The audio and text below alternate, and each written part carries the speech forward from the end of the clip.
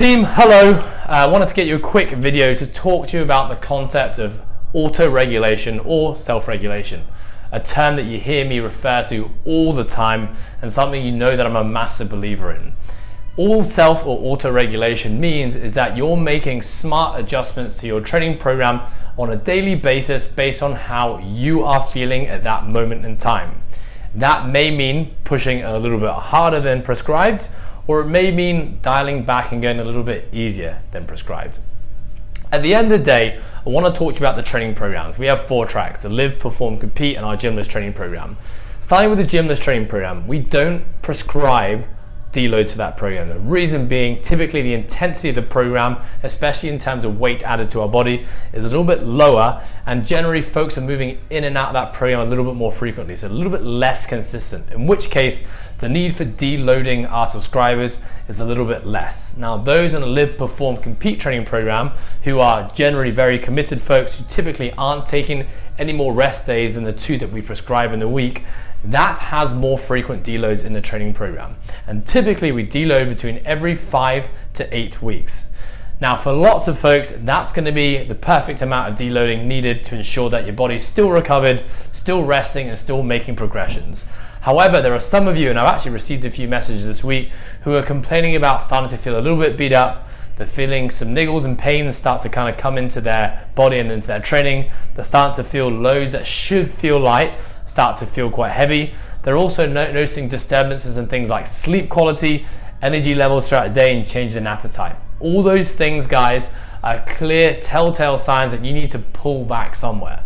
Now, pulling back doesn't necessarily mean that it's just the training that has contributed to fatigue. It may just be other aspects of your life: stress, work, relationships. All those things can contribute to a stress system. But when that point does start to arrive, you start to notice that things don't feel good, it's time for you to take action and actually start to pull back in terms of volume and intensity. So here's what you can do. If you're following the training program, you don't want to change things up too much, well, reduce the number of sets. If we're prescribing 4 to 5 sets, do 2 to 3 quality sets instead. You can reduce the number of repetitions or change the number of repetitions. So rather than going for a heavy set of back squats today, which might be programmed, you might just decide to do back squats but keep the load lighter and do some higher repetition work. So it's more like bodybuilding versus heavy strength training.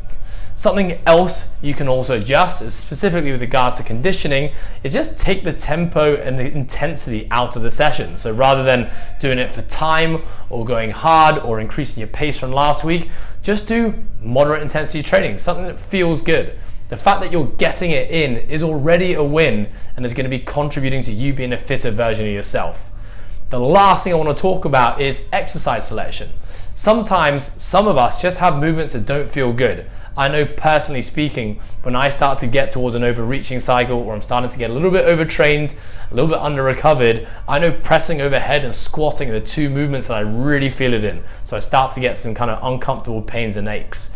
If that's you and you have certain movements that don't feel good when you start to get tired, just simply adjust the movement altogether. So for example, if I'm squatting or I'm supposed to squat today and maybe my knees, hips and ankles aren't feeling good, I'm not up for doing the movement, just adjust the squat to a similar movement that's going to train the similar muscle groups. Maybe that's a single leg variation of something. Maybe that's adjusting your range of motion to a bench, or maybe you do something simple like push and pull a sled, where we're still getting blood to the quads, calves, VMOs, but we're not actually having a squat. Maybe every squatting type movement is causing you pain, in which case today I'm just going to do a hinging movement altogether. So I'm going to do a Romanian deadlift, or if you train in a Globo gym, I'm going to do a back extension, or maybe something like a leg press. So it's really up to you guys just to make those adjustments in your training program. The key is have a look at what muscles are being trained. Can I create a similar training response by adjusting the exercise selection altogether? All I'm going to ask is that you make sure you log that change into your scores on a day. So simply adjust the workout, modify the workout, and just leave us a little note in the description below to say, hey, this is why I changed my exercise today, or this is why I reduced the intensity. Because remember, that feedback is so important. Myself and the coaching team are on there every single day, checking in on your notes. And if we start to see some common trends arriving with people having to make adjustments to the program based on how they feel, then we know it's time for us to create a deload. Anyway guys, hope you found this video to be helpful. Start taking control of your training and make sure you record everything in WhatsApp. Keep up the great work.